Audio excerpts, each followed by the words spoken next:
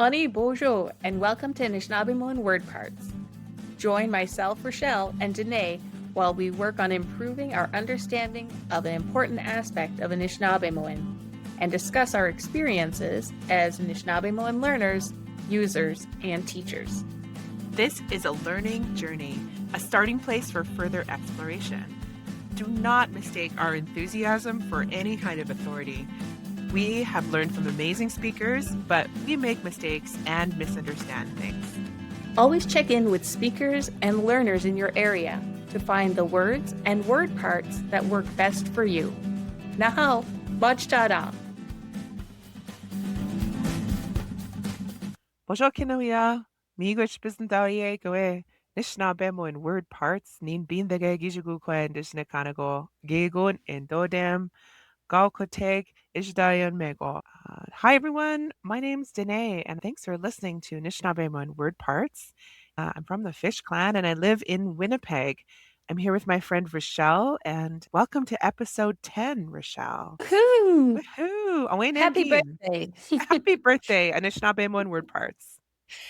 Ni Kinawea, Rochelle and Dijnakas, Toronto and Dida, Wabshishi and Dodem. My name's Rochelle. I live in Toronto.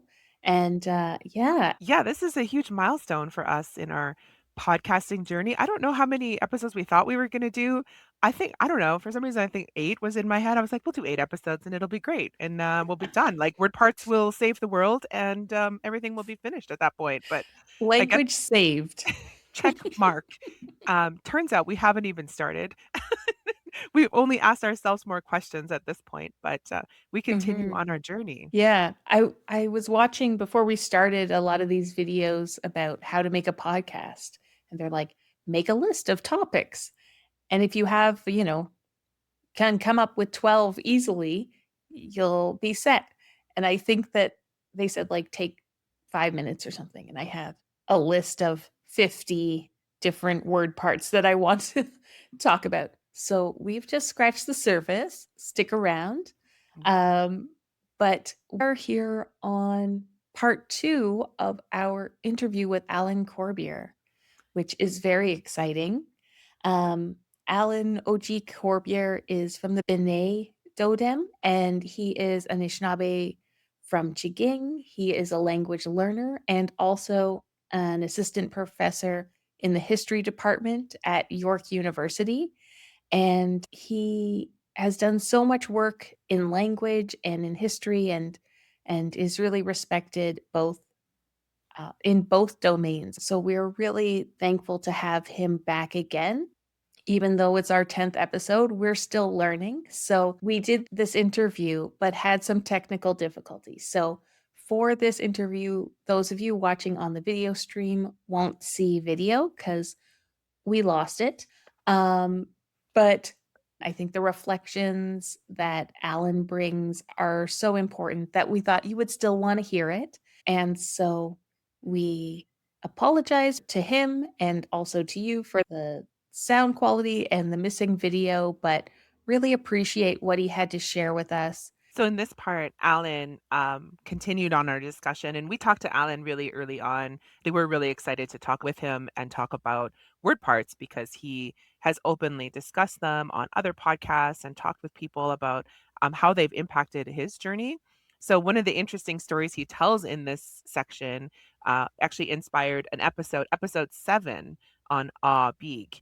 And so the reason we were able to do the episode, or maybe one of the reasons we did Abig, was because of the story that Alan told us about when he was talking with his dad, and Alan was trying to express himself to talk about something. He'll tell you the story. He's talking about trying to find the right words, and he was struggling a little bit, and he said something, and then his dad corrected him and used the word part Abig, and he was like, "Yeah, that's a way cooler way to say it." Absolutely. Has that ever happened to you? I feel like it has. I feel like, though, when it has, I'm never at the level I need to be to incorporate that feedback. So I'll say a word, someone else will say it, and I repeat it, but I don't always catch what they've changed. Sometimes I just feel like it's a totally new word, unrelated.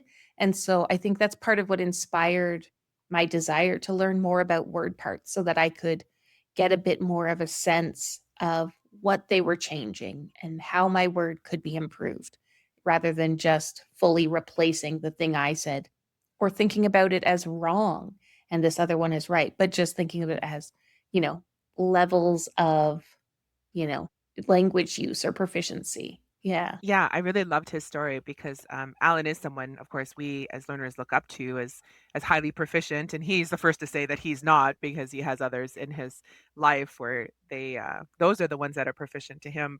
But for him to even say like one of these breakthrough moments, and as we go through our learning journey and everyone who's out there in a learning journey, it's great that we can hear and share about these moments where we have a paradigm shift or a shift in our thinking about, well, of course, I can talk about this thing and use this medial oblique to express the idea of what it is that I was trying to say. So I really like the way that he talks about that. So listen up for that.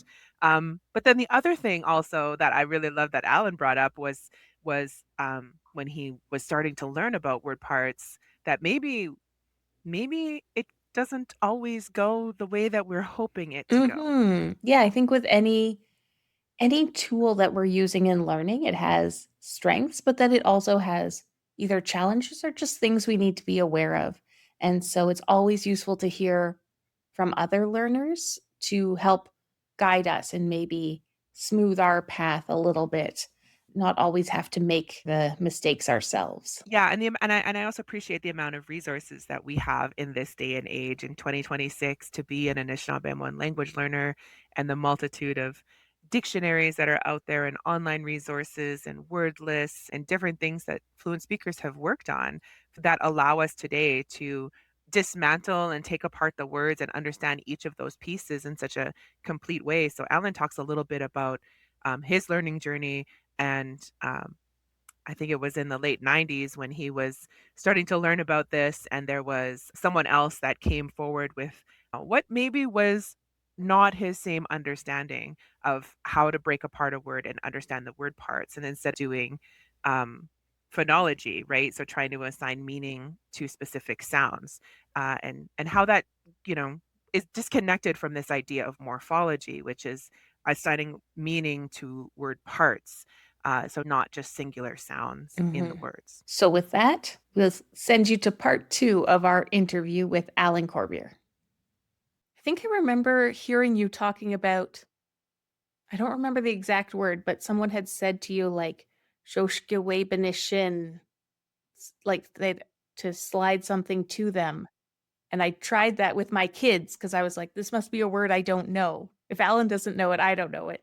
So I tried it to see if I could get them to slide something to me and it worked. Okay, good. Yeah, because I had never heard that. I was visiting an elder at her house, and she was feeding us soup, and then the other elder at the end of the table. That's what she says that for the salt, eh? Zitaugen, roshkweben the motion. That's what she said, and I was like, oh, whatever, neat word, and I never heard it. And that's the thing. What people don't seem to understand sometimes is, if you haven't heard the word before, it doesn't mean you're completely lost in Ojibwe. That you can start to figure it out if you know the morphemes. Of course, Joshk is slide or slippery or whatever, and then web and on is you're propelling something or throwing something. So, and then of course the motion is the making one to doing something to another, and then shin of course is to me. So, and I was like, oh geez, that's pretty cool. Yeah, when I tell people, I made a little Facebook post about this, and my daughter had one of those e-bikes, and then I had to something went wrong with it, so we're taking it back to the dealer in Sudbury, which is a 2-hour drive for us. So I had to load it onto the back of the my truck. So I backed up my truck to my retaining wall, and then I brought that bike up, and then I had it. I put it on there, and then I started strapping that in.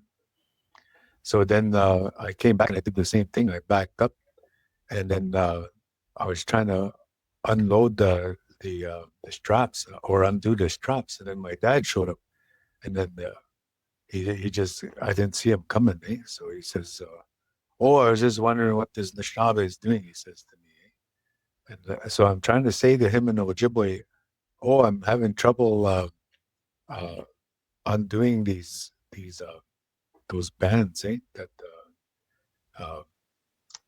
now the word's escaping me. But I just called them pickanut. For that, you could just say pickanut, but I'm forgetting the English word. They're just strapping for it in English, and then you have that torquing thing on there, and it secures the thing. So anyway, it says, oh, nanda pickananda sha, and then I'm struggling here. I'm saying, gedisk. I says to him, gedisk. And I was like, I don't know if gedisk's the right word. Anyway, then he says, oh, bigida bigananda. Bigida bigananda. And I was like, that's the right word. I said, that's the word I was trying to, but you could actually say gediskog bigana too. But now that kind of means like you're unplugging something as well. So gedisk is something becomes undone. But bigida bigana is better because that thing has a lock. The strap has a lock, and then once you press that lock, and then it kind of releases it. So you're actually letting it go, like bigida bigana. And I was saying, it just put that all together in bigida bigana in there, bigana bigada. That's what he says to me. And I'm like, that's the word that I wanted to say, but I was thinking of Getisk, Getiskanan or whatever. I couldn't. But then I thought, because the abig in that word refers to the straps, to the rope, to like a rope-like item. So that's why that's even a better word. You could just say you released them, but you actually should, if you're a fluent speaker, you would put that abig in there, meaning that it's actually something string-like, rope-like. So anyway, that's the kind of to me the power of and I never heard that word either before. Of course, once he said it, I knew exactly. Of course, context played a bit of a role in it. But when you hear all big and begit you know that it's releasing or letting go, and then all big, of course, is the rope, and then non is just making it a transitive action on something. So anyway, I knew that, and I could put it together once. That's the thing about it, is once you start to learn these, and that's why I started trying to get people to try and learn these morphemes, because then you could get a bit further when the speaker is actually talking to you, and because you're not going to learn every word in the dictionary or whatever, but you can learn quite a bit of the morphemes, and if you know the rules of putting them together. Unfortunately, one of the early things, and this was Wopske Makwa and I were on a panel. This was like 25 years ago. This must have been like 1999 or 98. So Isidore Toulouse asked us to be on a panel called New Speakers at Anishinaabe Tech, and this was on being the Kekamik thing on the Canadian side. So there was another fellow on there, another Brian. So it was Brian and myself as new speakers. Anyway, this guy, he ends up saying, give me any word, and I'll break it up into its cultural components. And so somebody yells out in the crowd and says, Bape, laugh. Oh, they said laughing. So he says, okay, laughing, that's Bape. So he says, well, Bape, well, pe is be. So that means to come. And then Brian and I kind of look at each other, and then he says, be and ba, that's like by, and then the initial change will be by will become ba. So by is fur, and ba, it changes its form to ba, and ba pe. So what is laughter, he says rhetorically? Ba pe is that warm, fuzzy feeling that comes all over you. That's his explanation for ba pe. And it's like, what the hell? And anyway, that's the kind of stuff that's going on with morphemes now, but morphemes have an actual meaning. The be, if it's at the end of a word, it means sitting. But if it's at the beginning of the word, it means direction to come. Anyway, it's just real free form out in Indian country now with some of these things that people are just making ludicrous stuff like that, and people love it. They some people really love that stuff, but it's just you're actually doing a disservice because that actually ends up replacing actual language learning, and then also our actual efforts to get this going further. But everyone just gets stuck on be white, that bop is that warm fuzzy feeling that comes all over you, and it's like, no, that isn't it. And it's goes back to that same thing, B Dobbin, that I said with Alec McCabe, that he said that B meant the future, and then da where you're at, and then bun meaning the past tense or deceased, and that means past, present, and future. And that's the fulcrum of a day, and it actually perfectly describes that. But I only clued in after I was reading a story by Sam Lomick, and he was telling a story about the War of 1812, and he says, "Me whip be pepe shabang." And then, so he says, at the time when the streaks of light at dawn occur, that's when we will attack. And then I was like, oh, pepe shabang. So that means pepe, of course, is streaks. And then aban is actually referring to the morning or the dawn. And so then I looked up words about dawn. And then I saw that B Dobbin and Wobbin is actually the word for dawn. But everyone takes that for tomorrow. And that's it does a dual thing. But B Dobbin is actually approaching dawn when the sun hasn't yet cracked, and that it's still coming up. But then Beshaben, that's streaks of light at dawn. So anyway, that was and then of course Wasayaben is another one where it's really a bright dawn, a brilliant dawn. Anyway, then that's when I was like, bead. Bead is actually the morpheme, not be or be. So and it isn't the da word, and it isn't but as a separate morpheme referring to deceased or formerly or had occurred. Anyway, so that's the thing. But that, on the other hand, that got me really intrigued on how these morphemes actually work and how they can be put together. So it kind of did serve a purpose, but and it wasn't as outlandish as that BY pop that thing.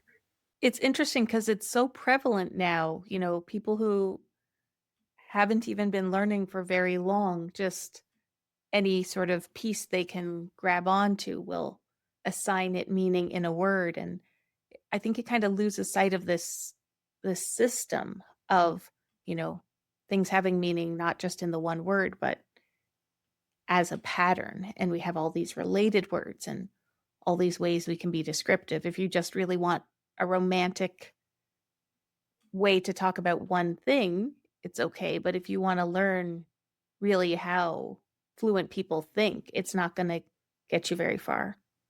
Probably not too many of the people in that room went on and did the investigating you did. Yeah.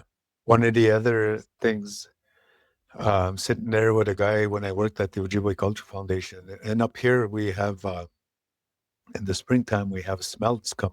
These are little fish that come running, and they come usually after midnight, and you just go there with a dip net and you scoop these little fish out. And so I'm sitting there with him, and he's the custodian, but he's fluent, and so just coming in to check, just to visit that work. So I thought to myself, I'll just try this out on him. I don't know if this is a word, but I'll just try it out. So I says, "Oh, gigon na namshe bindige kojowewak. Kaim she bindigo kojowesi wakundogi wasak." I was like, I was trying not to be all happy because I was like, that worked. I just made that up right then and there. I didn't think that was gonna work. Yeah. So I just put bindige and kujawe that, did they come swimming in yet? And so it worked. I mean, he understood what I was saying. And so sometimes I try them, sometimes they don't work, but most times they do. So other times I'm just making stuff up but it's just, you got to I got to tweak it a bit sometimes. And then sometimes, like my dad, I forget the example. Just the other day, I had said something, and then he changed it to its right form, but it had the elements. But sometimes how like bead and beej, it was a kind of thing like that. That bead and beej are the same morpheme, but it depends what follows it phonologically, and that determines what you're gonna use. Anyway, I forget the actual word, but I said it wrong in the sense that I had put that part wrong, and then he corrected it, and I was like, well, I still get half marks for putting it together. So if I were to do it again, if I were to start over learning, that's what I would do: is focus on a lot on a healthy part of morphology as well in some capacities there. And so what I used to tell people, they'd ask me, well, how did you learn as much as you know? And I said, if you want a shortcut, I said, just do Mary Ann Corbiere's course on Laurentian and Basil Johnston's beginner course outline for Ojibwe. But don't bother with the first part. Just do the end tapes where he's just talking about he doesn't call it morphemes, he called it word parts. And just listen to those tapes, because there was a good amount of tapes on there that. Just listen to those two, because here his stuff is really interesting and engaging.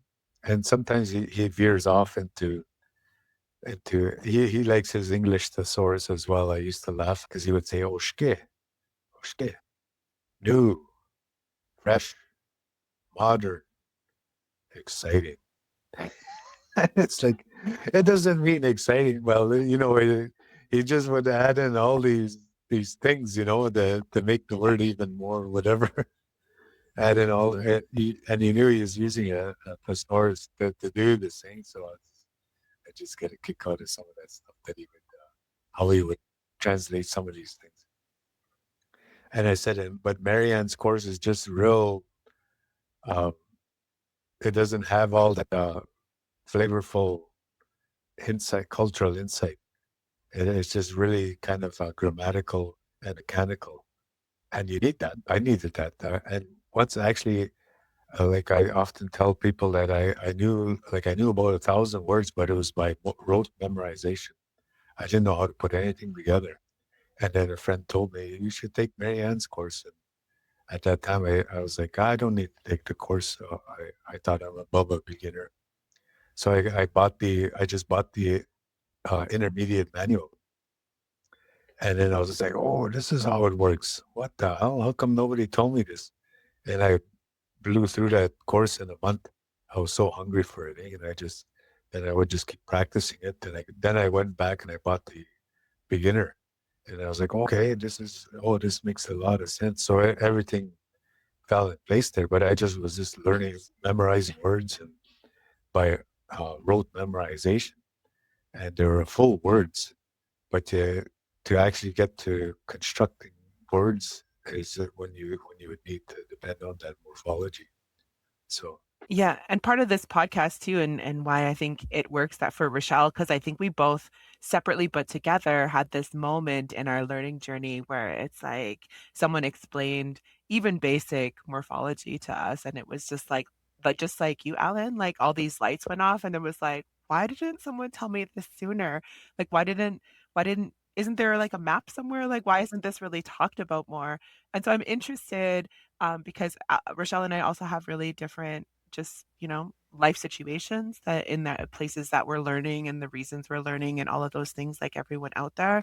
And so do you think that is morphology appropriate for all ages? I mean, there's different ways you can teach this to kids for sure, but I know, in adult spaces, like I just think it's so integral. It was so integral as a part of my learning journey and it continues to be.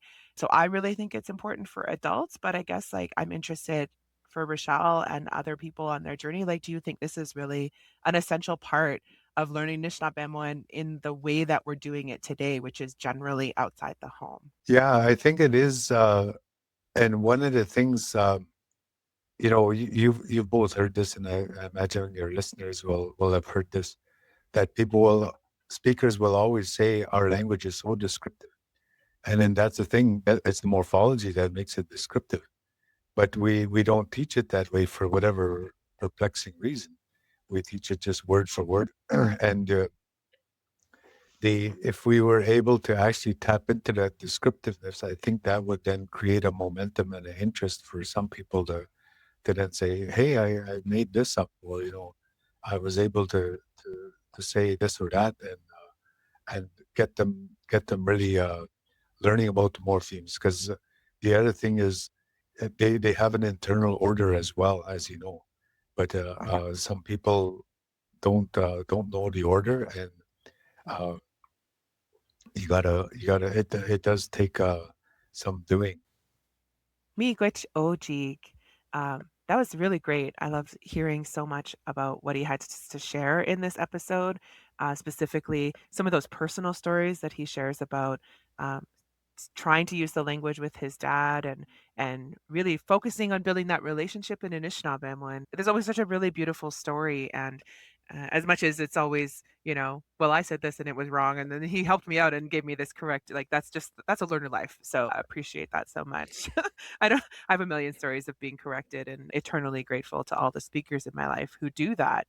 And it made me think a lot about some of the people we've been talking to on this podcast journey. And as we mentioned, this is episode 10. So we are taking some time to really think about why we made this podcast, what our goals are for the future. And one of the things that we really like to hear about as learners, and other people have told us they like to hear about too, is learning about your learning journey as a learner. So what works for you, what doesn't work for you, what are some of those significant moments or those breakthroughs that you had? Who are the teachers and what are those systems that really have worked for you? So that's what I really liked hearing a bit more about Alan's journey in this episode. Absolutely. Because I feel like as a learner, we also see the people who are ahead of us and kind of have this idea that they got there by magic, whereas we had to Yeah. struggle, which is obviously not the case, but also just different things to try out that maybe you haven't. So I have been listening to more stuff than previously because now my kids are older. I'm not reading with them as much in the evening, but taking some time to listen myself to audio, a valuable thing to add back in that, I had taken a little bit of a break from when I was just having to talk all the time with young kids. Yeah, and I think I really appreciate that about you because certainly I can tell like you find a way to use language in a creating it way, right? Like you have to talk, you have people in your house that you have to talk to. I had a great teacher once say that if you want to be really good at looking up words in the dictionary, then just keep looking up words in the dictionary. You'll be really, really good at that. And it's so great. You'll flip to page 247 like so fast. You'll be the best looker upper in the world. And if you really want to be good at pressing play and listening to audio, then just keep listening to audio and you're going to be so good at listening to audio. You can listen to it in double speed and twice as fast and all those things. You'll be so great at it. But if you want to speak, you just have to speak. And so, one of those things that we see Alan talk about and model here is he really wants to be good at implementing these word parts and really adding to his vocabulary. So, he just talks about all these ways that he keeps trying to do it. Sometimes it works and sometimes it doesn't. So we talked about some of the dangers of trying to be search for meaning like a little bit too much and some of the, probably frustrations or I've had some speakers say, you're thinking about it too much or you're trying to like look for meaning where there isn't meaning and things like that. And I never really understood what that meant. I kind of just felt a little discouraged. But I think what Alan does a great job here is giving some examples about how sometimes learners can and teachers and speakers and everyone can sort of assign these meanings and emotions to sounds that don't necessarily have morphological or word part function in the words. hmm And I liked, he talked about learning from Alex and taking inspiration from the way the speaker understood the word and take the opportunity to look more into it and look at what made sense for him. And also, like, just reflecting on when I was a new learner, like, you don't know who knows what, like, I, when you're first starting out, or I'll speak for myself, maybe some of you were amazing from day one, but like, I was so bad at Ojibwe, and I knew so little that I couldn't tell the difference from someone who knew what was going on and someone who had just, like, learned to mimic a first language speaker and could do a really great intro. And that was hard because, you go to events or lessons or whatever, and when you're first starting out, you don't know how to take all of that information. It just kind of all seems the same to you. And then as I get more into it, now I'm like, "Okay, so I really wanna pay attention to these Mhm. people who have worked well for me and given me stuff that, like, worked out when I tried to use it with speakers." So I think that that's, like, kind of a hard part for us on our journey, especially when we're in the city or we're learning online and we don't know these people outside of there. We just know that they're presented to us as teachers and experts. I think that it can be hard sometimes as a learner because often you end up as the person who's called out for repeating something you heard.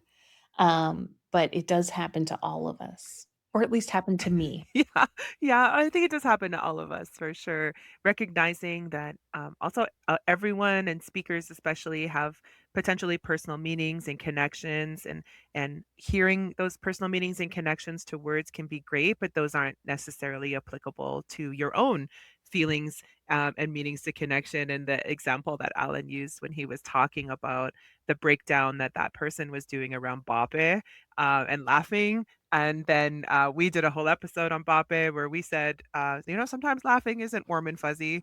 And sometimes it's mean, and sometimes you're farting, and sometimes you're peeing your pants. So I don't know how it's warm and fuzzy about that, but it certainly can assign understanding exactly in that context, the person was trying to connect feelings of laughter to this positive uh, sense. But the reality is in that morphological use of ape that there's you can laugh in a mean way and you can laugh in a in a secretly way and all those other things. So it doesn't necessarily make sense. And so to understand the word parts as you find them out today with all the resources we have are really standardized, and you really can understand the word parts without having to draw these other assignments or relationships or anything like that. That when you see ape, something about laughing, but it's the rest of the word that's going to tell you the manner in which that's occurring. Alan does a great job acknowledging two of the significant speakers who impacted his journey, aside from his dad. He also talked, of course, again about Basil Johnston's recordings, which are available online at winterspiritcreations.com. And much respect to the Basil's family and his children who have made those available to the next generation of learners. And we definitely recommend you go check out that website. And also, we just really wanted to give a special acknowledgement to Mary Ann Corbiere. We reference her work often through the Anishinaabemowin Online Dictionary, the NOD, and it's probably comes up every episode. We acknowledge Marianne so much and all the amazing work that she does around understanding and sharing her understanding of the language as a first language speaker. Yeah, and I was lucky enough to have I was able to get the course books back in the day to look at, and everybody who's used them, I think, speaks very highly of them, and hopefully we'll see them again in another iteration. Encourage you to support our speakers who are publishing and making these resources available. Um, find the teachers that work for you, find the process that's working for you. Really, really appreciated this discussion with Alan and hearing all about what's worked for him. So this is the second in our 4 episode series with OG Alan Corbiere, and maybe Rochelle will give a hint as to what's coming up in our third iteration with Alan. Yeah, so in the next section of the interview, we talk a little bit about the Mohawk adult immersion programs and how they've been using word parts, as well as some suggestions on how we could keep things moving forward.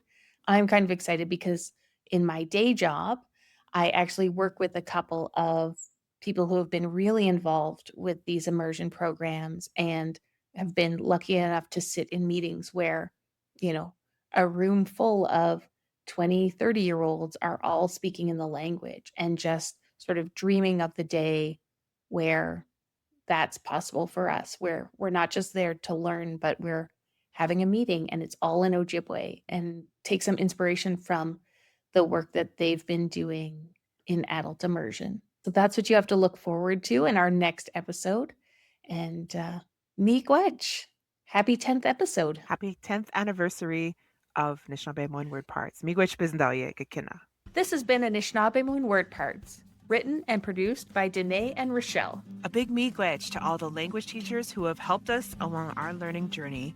We hope we've represented the language well, and apologies to everyone for all the errors we made in this episode. For every episode, we consult our favorite resources, Anishinaabemowin Online Dictionary, the Ojibwe People's Dictionary, Gukum's Language, and Anishinaabemowin Reference Grammar.